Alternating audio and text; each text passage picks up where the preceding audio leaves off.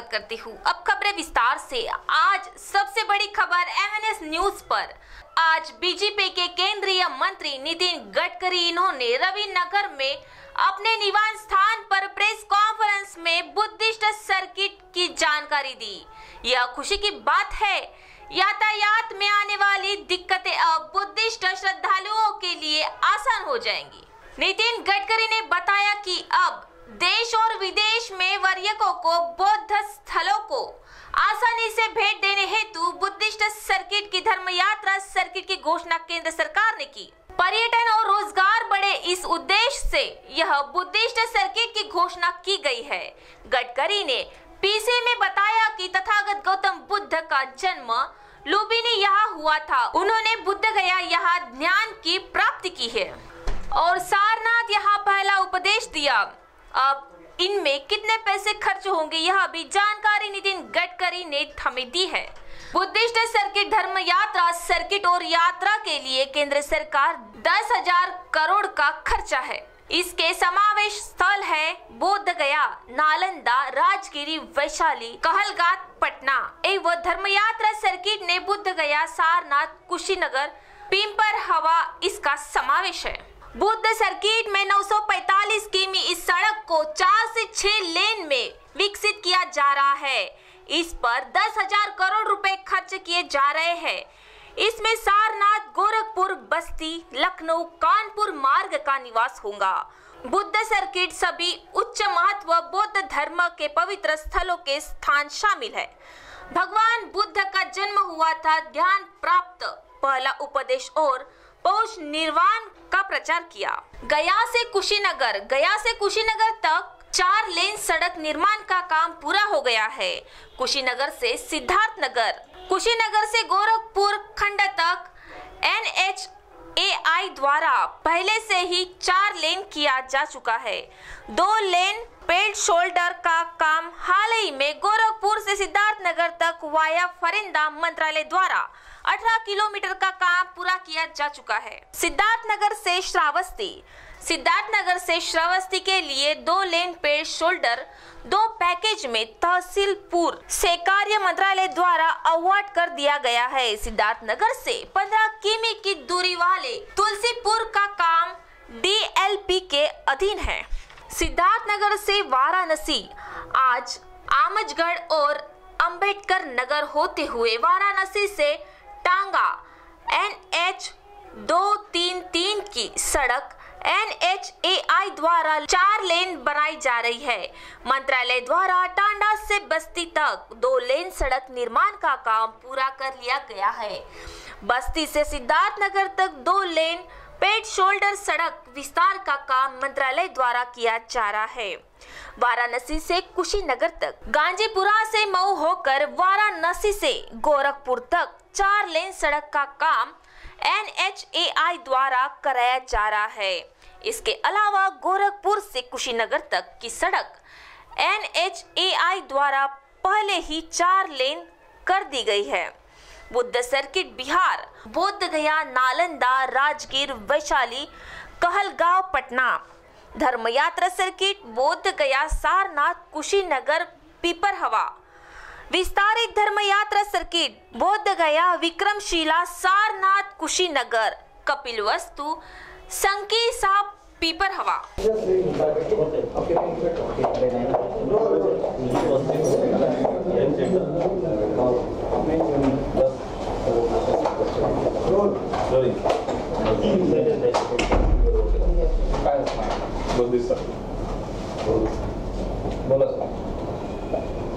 भगवान गौतम बुद्धांचं जन्मस्थान लुम्बिनी इथे आहे। बुद्धगया येथे त्यांना ज्ञान प्राप्त झालं आणि सारनाथ येथे पहिला उपदेश त्यांनी दिला आणि कुशीनगर येथे त्यांचा महानिर्वाण झाला। या भगवान गौतम बुद्धांचा संबंध भारतीय संस्कृती, इतिहास आणि विरासतीशी आहे। त्यामुळे जगभरातून मोठ्या प्रमाणावर भगवान गौतम बुद्धांच्या श्रद्धेपोटी मोठ्या प्रमाणावर भाविक विदेशातून येतात, परंतु रस्त्यांच्या अभावी ते या ठिकाणी जाऊ शकत नाही। त्यामुळे येणाऱ्यांची संख्या इच्छा असूनही कमी होते। आज वाराणसीचा एअरपोर्ट डेव्हलप झालेला आहे, पण त्याचबरोबर रस्ते डेव्हलप होण्याची आवश्यकता आहे आणि म्हणून आमच्या विभागातर्फे आम्ही बुद्धिस्ट सर्किट या योजना तयार केलेली आहे आणि या योजनेवर 10,000 कोटी रुपये आम्ही खर्च करतो आहे। या योजनेच्या माध्यमातून बुद्धिस्ट सर्किट, धर्मयात्रा सर्किट आणि विस्तारित धर्मयात्रा सर्किट असा 10,000 कोटी रुपयाचा हा कार्यक्रम आहे। बुद्धिस्ट सर्किट अंतर्गत बोधगया, नालंदा, राजगीर, वैशाली, कहलगाव, पटना यांचा समावेश आहे आणि धर्मयात्रा सर्किट अंतर्गत बुद्धगया, सारनाथ, कुशीनगर, पिपरवा यांचा समावेश आहे। विस्तारित धर्मयात्रा सर्किटमध्ये बुद्धगया, विक्रमशिला, सारनाथ, कुशीनगर, कपिलवस्तू, संकिसा, पिपरवा यांचा समावेश आहे। ही जे काम होणार आहे हे उत्तम क्वालिटीचे सिमेंट कॉन्क्रीटचे आम्ही सगळे रोड 10,000 कोटी रुपयाचे बांधतो आहे। याच्यामध्ये पटना ते बुद्धगया 125 किलोमीटर 4 पदरीकरणाचं काम सुरू झालेलं आहे। बुद्धगया, राजगीर, नालंदा, बिहार शरीफ, कहलगाव आणि विक्रमशिला 147 किलोमीटर 100 पदरीकरणाचे काम सुरू झालेलं आहे। पटनापासून वैशालीपर्यंत 92 किलोमीटर 4 पदरीकरणाचं काम सुरू झालं आहे। गंगा नदीवर पुलाचं काम सुरू आहे। कुशीनगर ते मुजफ्फरपूर 18 किलोमीटर 100 पदरीकरण सुरू झालेलं आहे आणि गंडक नदीवर पुलाचं काम सुरू आहे। मुजफ्फरपूर हाजीपूर 63.17 किलोमीटर याचं चौपदरीकरण सुरू आहे आणि त्याचबरोबर धर्मयात्रा सर्किटमध्ये गया ते सारनाथ 192 किलोमीटर 6 पदरीकरण सुरू आहे। सारनाथ ते कुशीनगर 643 किलोमीटर चौपदरीकरण सुरू आहे। कुशीनगर ते पिपरवा 460 किलोमीटर चौपदरीकरण सुरू आहे। विस्तारित धर्मयात्रा सर्किट यामध्ये बुद्धगया, राजगीर, नालंदा, बिहार शरीफ, कहलगाव आणि विक्रमशिला 95 किलोमीटर याचं चौपदरीकरण सुरू आहे। गया सारनाथ हे 192 किलोमीटर आहे, याचं 6 पदरीकरण 6 लेन आम्ही पूर्ण केलेलं आहे। सारनाथ कुशीनगर 643 किलोमीटर हे चौपदरीकरण आहे, त्याचं काम सुरू आहे। कुशीनगर पिपरवा 752 किलोमीटर याचं 4 पदरीकरणाचं काम आणि दुपदरीकरणाचं काम सुरू आहे आणि पिपरवा ते संकिता 550 किलोमीटर याचं चौपदरीकरण पूर्ण झालेलं आहे।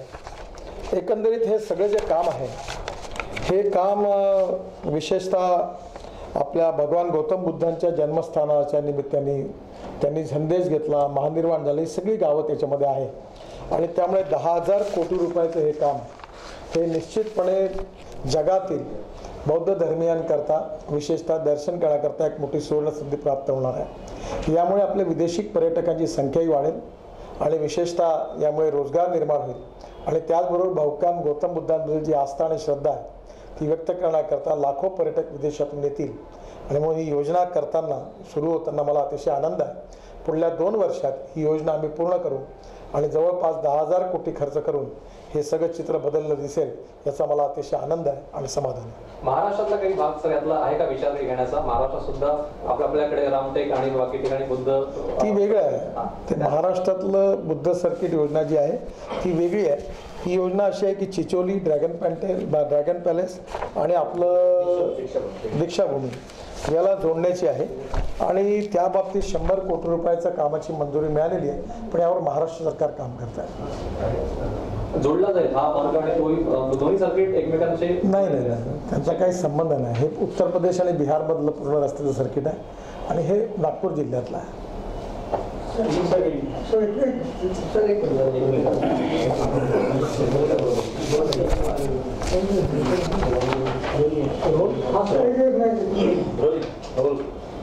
भगवान गौतम बुद्ध का जन्म लुम्बिनी में हुआ था, बुद्ध गया में उनको ज्ञान प्राप्त हुआ था और सारनाथ में उनको पहला उपदेश प्राप्त हुआ और कुशीनगर में उनका महानिर्वाण हुआ।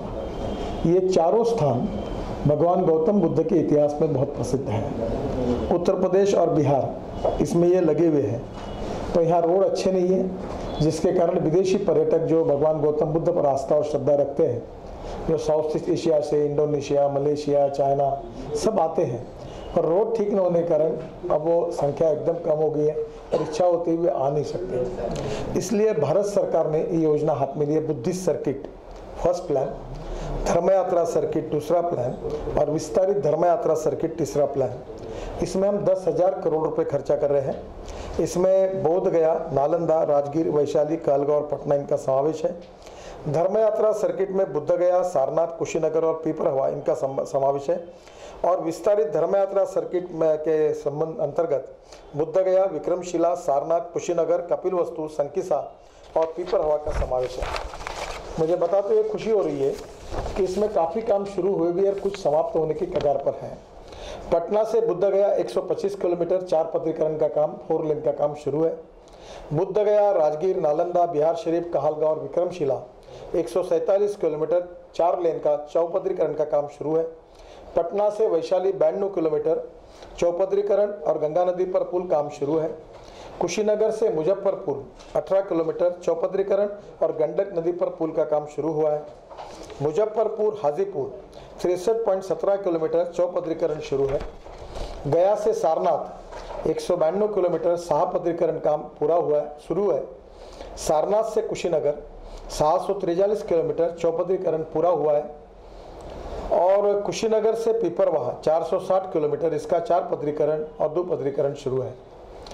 विस्तारित धर्मयात्रा सर्किट में बुद्ध गया से राजगीर नालंदा बिहार शरीफ कहलगांव और विक्रमशिला 95 किलोमीटर चौपदरीकरण का काम शुरू हो गया है। गया से सारनाथ 192 किलोमीटर शाहपदरीकरण का काम पूरा हुआ है।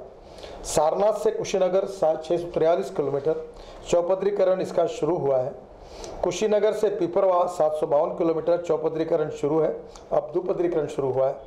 पिपरवाह से संकिता 5 से 50 किलोमीटर चौपदरीकरण पूर्ण हुआ है। मुझे इस बात की खुशी है कि भगवान गौतम बुद्ध हमारी आस्था, श्रद्धा और संस्कृति के प्रतीक है और पूरे दुनिया भर से भगवान गौतम बुद्ध पर और बौद्ध धर्म पर विश्वास रखने वाले भाविक हिंदुस्तान में बड़ी संख्या में आते हैं।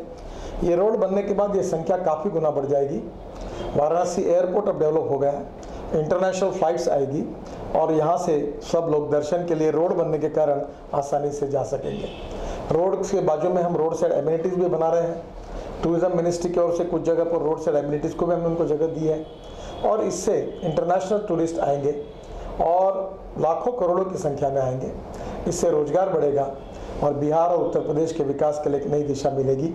और भगवान गौतम बुद्ध जो हमारे आस्था श्रद्धा के प्रतीक हैं और विशेष रूप से उनकी सत्य अहिंसा ये जो तत्व है, पंचशील का तत्व है, जिस पर मैं भी विश्वास रखता हूँ। मुझे लगता है कि इन विचारों की प्रेरणा वर्ल्ड के दुनिया के अनेक लोगों को यहाँ आकर मिलेगी और ये कार्य भारत सरकार की ओर से करने का सौभाग्य हमें मिला और अब 10,000 करोड़ खर्चा करके ये काम 2 साल में पूरा होगा।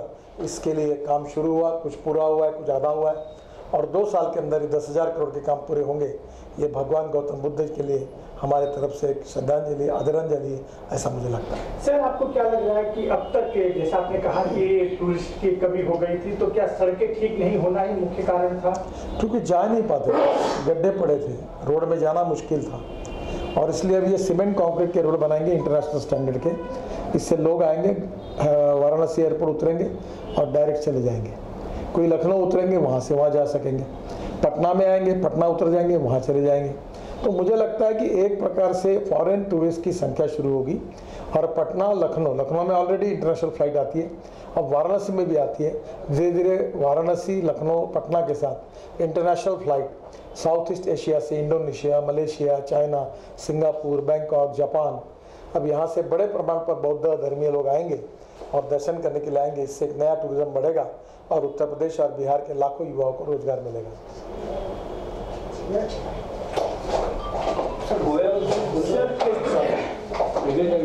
ये मध्य प्रदेश में सड़क वार शुरू हुआ कि पहले कभी दिग्विजय सिंह ने एक फोटो ट्वीट की और क्या नाम है कमलनाथ ने कि इतनी सड़कों की हालत खराब है, कुछ काम नहीं हुआ है। मेरे समय पे 18 किलोमीटर हम बनाते थे। फिर शिवराज सिंह ने उसको ट्वीट किया कि बांग्लादेश का फोटो है। तो ऐसा क्या सड़क परिवहन को बदनाम करने की बात रिस्पेक्ट है?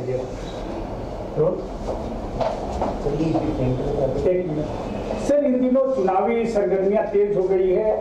मध्य प्रदेश में सड़क वार शुरू हो गया। कमलनाथ फोटो ट्वीट करते हैं कि इस तरह की सड़क मध्य प्रदेश में है नहीं, यही विकास है। वहीं फिर शिवराज सिंह चौहान मुख्यमंत्री फोटो ट्वीट करते हैं कि बांग्लादेश की है। तो क्या आपके विभाग को बदनाम करने की कोशिश की जा रही? क्या है मध्य प्रदेश की स्थिति? क्या है? हमारा विभाग बदनाम होने की कोई संभावना ही नहीं है, क्योंकि हमने किया हुआ काम रोड पर लोगों को दिखता है और इसलिए हमारे विरोधक भी इस बात को स्वीकार करते कि रोड का काम अच्छा हुआ है। बाकी चुनाव की राजनीति है, कोई जो कहना कहते रहे, मैं उसका जवाब देना नहीं चाहता। हमारा कार्य और काम यही सभी सवालों का जवाब है, ऐसा मुझे लगता है। खाली का स्टोरी तुम्ही पाहिली नाही का? दसऱ्याच्या शुभेच्छा द्या. हां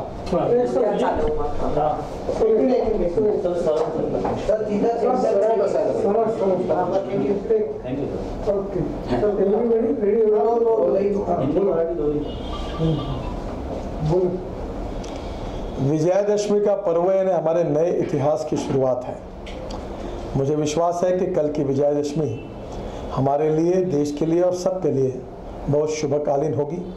और विश्वास के साथ मुझे लगता है कि हमारी समस्याएं जो है वो दूर होगी. भय, भूख, आतंक और भ्रष्टाचार से मुक्ति मिलेगी. गांव, गरीब, मजदूर, किसान के लिए नई शुरुआत बहुत फलदायी होगी.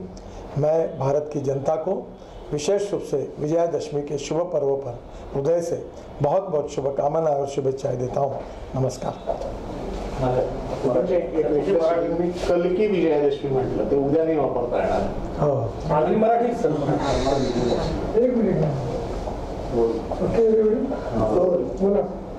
विजयादशमी यानी हमारे नए युग की शुरुआत है. विजयादशमी का पर्व, इसकी शुरुआत हो रही है. मैं आप सबको विजयादशमी के इस पवित्र पर्व पर हृदय से बहुत बहुत शुभकामनाएं और शुभेच्छाएं देता हूं. और ये विजयादशमी भारतवासियों के जीवन में आमूलाग्र परिवर्तन करके हम सबको सुख, समृद्ध और संपन्नता की ओर लेकर जाए और सुखी, समृद्ध, संपन्न राष्ट्र का हम निर्माण कर सकेंगे. ये संकल्प करके हम आगे जाए, यही मेरा विश्वास है. बहुत बहुत शुभकामनाएं. नमस्कार. विजयादशमीचं पर्व हे आमच्याकरता एका नवीन पर्वाची सुरुवात आहे. येणारं पर्व आपल्या सगळ्यांना शुभदायी ठरो. आपल्या जीवनामध्ये आमूलाग्र बदल हो. भय, भूक, आतंक, भ्रष्टाचारापासून मुक्ती मिळो आणि सुखी, समृद्ध आणि संपन्न राष्ट्राच्या निर्मितीचा मार्ग सुकर हो. याकरता विजयादशमीच्या या ऐतिहासिक नवीन पर्वाकरता माझ्या खूप खूप शुभेच्छा. आपल्या सगळ्यांचं अभिनंदन. धन्यवाद. तो दर्शकों, खबरों में आज के लिए इतना ही. MNS न्यूज लाइव देखने के लिए MNS इंडिया प्ले स्टोर से आज ही डाउनलोड करें और हमारे MNS न्यूज लाइव को सब्सक्राइब करें. धन्यवाद.